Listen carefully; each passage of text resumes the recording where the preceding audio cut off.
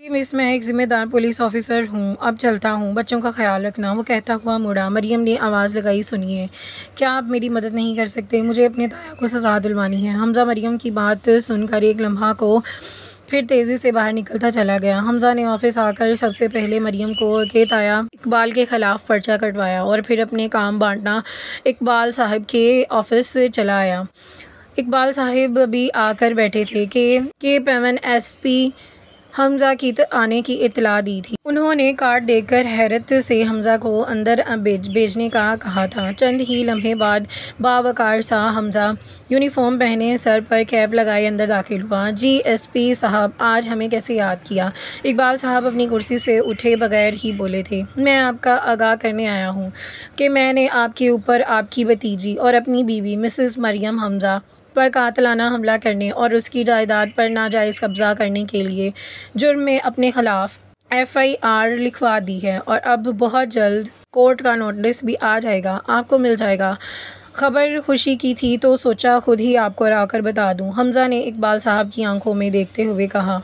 क्या बकवास है, मेरी भतीजी को मरे 10 साल हो चुके हैं, तुम्हें कोई गलत फहमी हुई है? इकबाल साहब ने गुस्से से कहा। टेस्ट दूध का दूध और DNA गलत फहमी या खुशी फहमी, इसका फ़ैसला अदालत करेगी। और हमज़ा ने संजीदगी से कहा और पलट कर वापस चला गया। पानी का पानी कर देगा।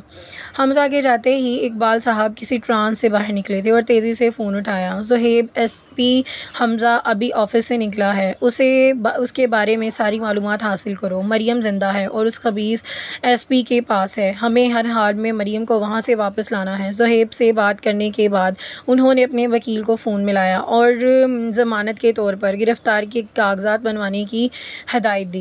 इकबाल के ऑफिस में उसे धमकाने के बाद हमज़ा का मूड खासा खुशगवार था। इकबाल के चेहरे पर छाए परेशानी के बादल उसके जहन और दिमाग को सुकून पहुंचा रहे थे और उसे घर जाकर मरियम ने FIR और इकबाल के ख़िलाफ़ कंप्लेन पर दस्तखत लेने थे। वो मगन अंदाज में गाड़ी चला रहा था। जब उसे शॉपिंग मॉल दिखाई दिया तो वो गाड़ी पार्क करते ही उतरा था और उसका इरादा मरियम के लिए शॉपिंग करने का था। वो एक मशहूर कपड़ों की बुटीक में दाखिल हुआ जहाँ चारों जानिब रंग बिरंगे कपड़े लहरा रहे थे। तभी एक सेल्स गर्ल ने आकर उससे बात की। यस सर, क्या आपको कोई मदद चाहिए? जी, मुझे रेडीमेड ड्रेस चाहिए बेबी के लिए।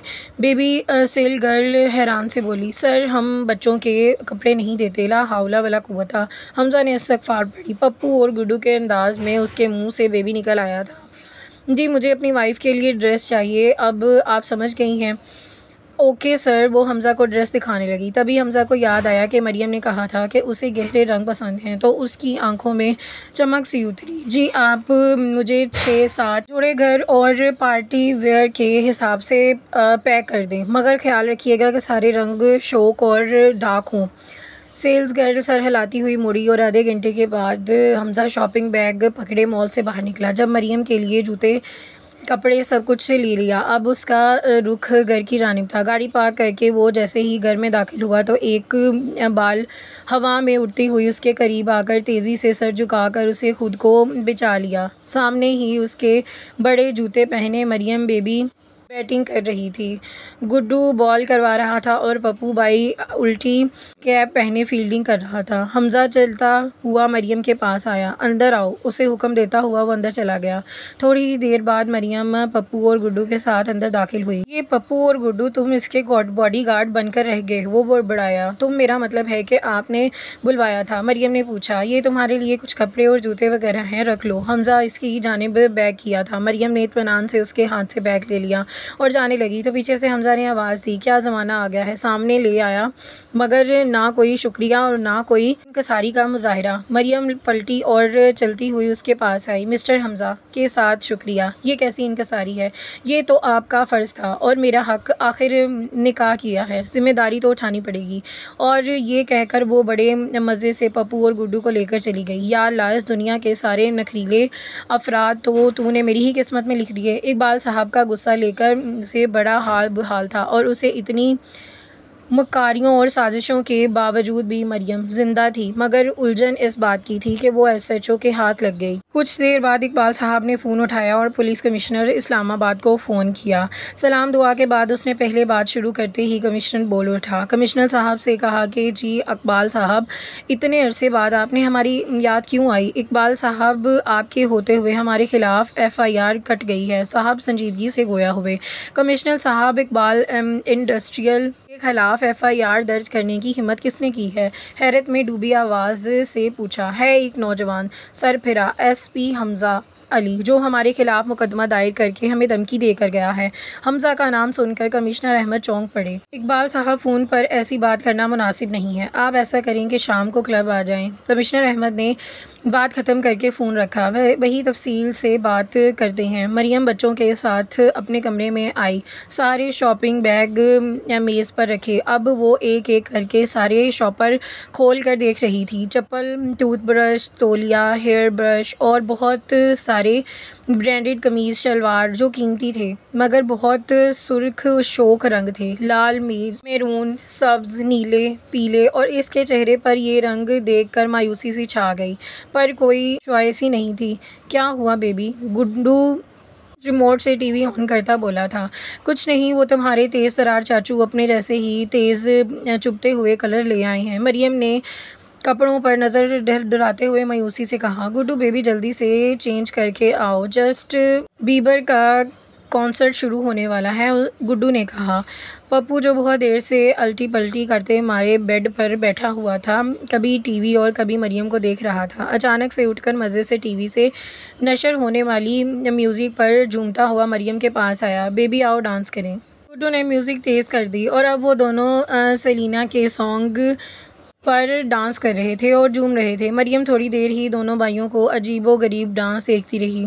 गुड्डू साहब को तो तोंद भी हिल रही थी और गोलू साहब, पप्पू दोनों हाथ ऊपर उठाए आंखें बंद किए किसी वजूद में ही आए फ़कीर की तरह झूम रहा था। इन दोनों को देखकर मरियम के चेहरे पर हल्की सी मुस्कुराहट आई और वो सर झुकाती हुई एक लिबास उठाकर वॉशरूम चली गई। हमज़ा बच्चों को देखता गेस्ट रूम में आया था तो तेज़ म्यूज़िक ने उसका इस्तकबाल किया। दरवाज़ा खोला तो अंदर गुड्डू पप्पू का मुजरा चल रहा था और सामने TV पर सेलिना गोमर्स उछल रही थी और उन बच्चों को बेबी गायब थी। हमज़ा ने एक नज़र दोनों को बड़े जोश से सर हिलाते देखा तो फिर आगे बढ़कर रिमोट उठाया और TV बंद कर दिया। म्यूज़िक के बंद होते ही पप्पू गुड्डू भी सेल से चलने वाले खिलौने की तरह अपनी जगह साकत हो गए और फौरी तौर पर गर्दन घुमाई तो हमज़ा को खड़ी देखा। पप्पू ने तेज़ी से हमज़ा की जानिब दौड़ लगाई और सीधा उसके कदमों में जाकर लुढ़क गया। हमज़ा ने झुककर खरगोश जैसे सुर्ख सफ़ेद पप्पू को गोद में उठाया और उसके फूले फूले गालों को चूमा। हमज़ा का शेव चुभने पर पप्पू ने बुरा सा मुँह बनाया। पप्पू हमज़ा का चेहरा अपने नन्हे नन्हे हाथों में लेता हुआ बोला, चाचू TV वाली सेलिना, चाचू बेटा ये तेरे ABC लिखने के दिन हैं, बाबा बाबा ब्लैक शिप करने के दिन हैं। और मेरे हमज़ा ने इसे गुदगुदी की और लाडले थोड़ी थे। हमज़ा ने गुड्डू को पुकारा और तो वो बिगड़ा हुआ लाडला, इधर आ, तुम इधर अकेले क्या कर रहे हो? चलो गुड्डू जल्दी से अपना और पप्पू का बैग लेकर आओ लॉन्ग में। हमज़ा पप्पू को हवा में उछालता हुआ उसकी कलकारियाँ देखता हुआ और सुनता हुआ बाहर निकल गया और उसके पीछे ख़राब मूड को चलता हुआ गुड्डू भी चला गया। लिविंग रूम में आकर पप्पू को सोफ़े पर बैठाया और इतने में गुड्डू दोनों के स्कूल बैग्स घसीटते हुए ले आया अंदर हमज़ा के पास। किताबें खोलकर हमज़ा ने पढ़ाई शुरू करवा दी और वो पप्पू को बाजा बजा, चाचू भूख लगी है। गुड्डू ने भी दोहराई की, मुझे भी भूख लगी है। शैतानों, नाच गाना करते हुए भूख नहीं लगती और किताबें खोलते ही खाना पीना याद आ जाता है। ठीक है पप्पू, तुम ABC लिखो और गुड्डू तुम दोनों 5 तक टेबल लिखो और जब तक मैं किचन से कुछ बना कर लाता हूँ। नहाकर फ्रेश होकर बाहर निकली तो TV ऑफ था और दोनों बच्चे भी गायब थे। वो सीधी चलती हुई संघार मेज़ तक आई और ख़ुद को पीले लिबास में देखकर एक बुरा सा मुँह बनाया और उसने ब्रश से बाल सिखाए और फिर बू की आवाज़ पर दब कहती हुई बाहर किचन में चली गई। किचन में खड़ा हमज़ा फ्राई पैन में तेल डालकर फ्रेंच फ्राइज़ तल रहा था। जब मरियम किचन में दाखिल हुई तो उसकी सीधी फ्रिज की जानिब आई। हमज़ा ने उसे मतवज्जा किया और वो, ओह मिस, क्या चाहिए? तुमने मुझे येलो कैप कहा, मरियम बन बनाई। हमज़ा चलते हुए उसके पास आया, पीले लिबास में काला दुपट्टा और शानों पर डाले वो तपी हुई खड़ी हुई थी। पीले रंग में इस गोरी रंगत दहक रही थी। गुलाबी गाल तमा रहे थे और वो एक लम्हे को मस्मराइज हुआ था। फिर हाथ बढ़ाकर हमज़ा ने मरियम के चेहरे को चूमती गने से आप बालों की लट हटाई। हमज़ा के हाथ के लम्ह से मरियम घबरा गई, पीछे हटी। हमज़ा ने उसकी शानों से थामा और उसकी आंखों में देखा और गोया हुआ, मरियम आज तो तुम वाकई दिल को अच्छी लग रही हो, बकौल मेरे बच्चों के क्यूटी बेबी। बेहतर है थोड़ा मोहतात रहो, कहीं प्यार ना हो जाए, क्योंकि मैं अगर प्यार में पड़ा तो फिर तुम चाहो भी तो मेरी ज़िंदगी से नहीं जा सकोगी। हमज़ा ने बड़ी नरमी से अपनी 2 उंगलियां उसके माथे पर बजाईं और वापस चूल्हे की जानिब चला गया। मरियम चंद लम्हे खामोश रही और गमगीन लहजे में और लम्स के हंसार में कैद खड़ी हुई थी। फिर सर झटक कर बोली, देखो मिस्टर पुलिस वाले, मुझे पटाने की कोशिश मत करना, और मुझे भूख लगी है। मैंने वो पलट कर जाने ही लगी थी, बच्चों के पास जा रही हूँ, तुम जल्दी से कुछ पका कर ले आओ। और हमज़ा ने उसका हाथ थाम कर उसे रोका। मिस मरियम, पहली बात तो ये है, अगर चाहो तो 2 सेकंड तुम्हें अपने इश्क में गिरफ़्तार कर सकता हूँ, मगर मैं वो बात ही नहीं है जो मुझे SP हमज़ा अली को मुतासिर करे। और दूसरी बात, हमज़ा ने संजीदगी से, आज से खाना तुम बनाओगी, आखिर फ्री में रहकर भी तो कोई काम तो नहीं कर रही।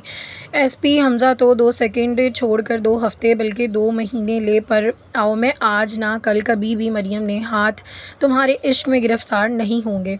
हद होती है खुशफहमी की। हमज़ा ने उसे टोका, इतने बड़े दावे ना करो, कल को आंख मिलानी मुश्किल हो जाए। वो कहकर पलट गया। तो वो सारी बातें एक तरफ, शाबाश, जल्दी से खाना पकाओ और सर्व करो। मरियम की आवाज़ सुनकर उसकी कानों में टकराई। सॉरी, मुझे तो कुछ पकाना नहीं आता। हमज़ा पलटा और बड़ी ढिठाई से अपने नकम्मेपन के एतराफ़ात में कहा। उसने मेज़ की तरफ इशारा किया। ओ मिस बेबी, ये रहा मेरा लैपटॉप, यूट्यूब लगाओ और खाना पकाओ, बहानेबाजी नहीं चलेगी। मरियम को किचन में काम पर लगाकर अंदर आया था तो गुड्डू और पप्पू कागज़ के जहाज़ बनाकर उड़ाने पे मसरूफ़ थे। उनकी डांट डपट कर पढ़ाना बिठवाया था। थोड़ा टाइम ही गुजरा था कि उसका सेल बजने लगा। कमिश्नर साहब का फ़ोन था। हमज़ा, माई बॉय, तुमने एक फ़ेवर चाहिए और सुन लो, उनका इनकार की गुंजाइश नहीं है। हमज़ा अदब से बोला, जी सर, मुझे और तुम्हारी भाभी को एमरजेंसी में लंदन जाना पड़ रहा है, कुछ दिनों की बात है। क्या तुम मेरी साली महीन को अपने घर में ठहरा सकते हो? मगर सर देखो, हमज़ा, हालात ख़राब हो चुके हैं। जो इन लड़की है तो मैं उसको अपने कहीं और तो नहीं छोड़ सकता, इसलिए तुम्हारा घर है और कमिश्नर हमज़ा की किसी रिश्तेदार भी भरोसा कर सकता हूँ। मुझे कुछ दिन तो बात है, तो फिर बड़ी हेल्प मी। बात काट कर तेज़ी से बोले। हमज़ा बेदिली से बोला, ठीक है सर, जैसा आप कहें, बहुत शुक्रिया। परसों हमारी फ़्लाइट है, हम महीन को तुम्हारी तरफ छोड़ जाएंगे, एयरपोर्ट निकल जाएंगे। फ़ोन बंद करके वो बच्चों को हदायत देता बाहर निकला और इरादा बाहर से लंच के लिए कुछ लाने का था। तकरीबन घंटे बाद हमज़ा वापस आया। पैक किए खाने को कुछ किचन में लाकर रखा तो मेज़ पर बाउल में बिरयानी नुमा चीज़ रखी हुई थी। नज़र आई तो वो यकीनन मरियम का शाहकार था। उसने चम्मच से चखा, जायका तो गुजारे लायक ही था। वो अंदर बढ़ा तो लिविंग रूम में सन्नाटा छाया हुआ था और बरामदे की तरफ खेलने वाली खिड़की के करीब कुर्सी रखकर उसे गुड्डू साहब चढ़े हुए बाहर झांक रहे थे। वो धीरे से बिना आवाज़ किए चलता हुआ गुड्डू के पास आया और पीछे आकर खड़ा हुआ। बाहर गार्डन में हमज़ा के लाए सब्ज़ लिबास में मरियम पप्पू को गोद में उठाए चहलकदमी कर रही थी और पप्पू साहब बार बार मरियम के गाल चूम रहे थे, जिस पर मरियम मुस्कुरा रही थी। उसके फूले फूले गालों की चुटकी भर रही थी। हमज़ा खिड़की से झांकते गुड्डू को देख रहा था। बोला, क्या हो रहा है? चाचू, मैं मरियम को देख रहा हूँ, कितनी क्यूट है ना। शर्म करो नालायक। मरियम नहीं, मरियम आप ही कहा करो या बाजी कहो। गुड्डू ने तेज़ तड़प कर हमज़ा को देखा। बाजी? चाचू, दिल तो ना तोड़ें। पप्पू और मैं फ़ैसला कर रहा हूँ, या तो आप मरियम को हमारी चची बना लें या फिर मेरी शादी मरियम से करवा दें। वैसे मरियम मेरे साथ बहुत ही प्यारी लगेगी, अपने सारे टॉयज़ भी इन्हें दे दूँगा। गुड्डू साहब शर्मा कर बोले, रोज़ मिलकर वीडियो गेम खेला करेंगे। और यहाँ पर हमारी किस्त का इख्तिताम होता है। इंशाल्लाह मिलते हैं नेक्स्ट किस्त में। दुआओं में याद रखिएगा। अल्लाह हाफिज़।